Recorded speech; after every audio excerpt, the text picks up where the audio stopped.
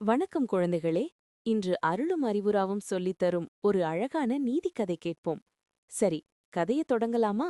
வாங்க. ஒரு அழகான கிராமத்தில் அருள் என்ற நல்ல மனம் கொண்ட சிறுவன் வாழ்ந்தான். அவன் தினமும் இயற்கையை ரசிக்க ஆற்றுப்பாதையில் மெதுவாக நடந்து செல்வான். அருளின் நெருக்கமான நண்பன் அறிவுரா என்ற குட்டியாடு.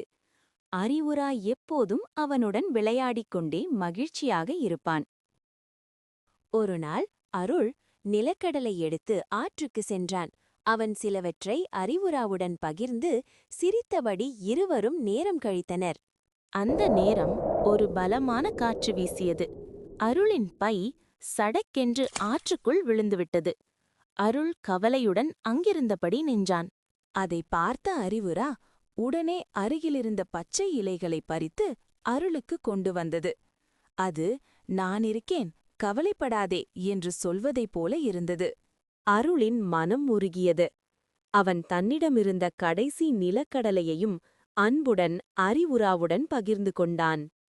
அந்த நாளில் அருள் கற்றுக்கொண்ட பாடம், உண்மையான நட்பு கஷ்டமான நேரத்தில்தான் தெரியும். இருவரும் சிரித்தபடி மகிழ்ச்சியாக வீடு திரும்பினர். இந்த கதையின் பாடம், நல்ல மனமும் உண்மையான நட்பும் வாழ்க்கையில் மிகப்பெரிய செல்வம். மறுபடியும் சந்திப்போம்.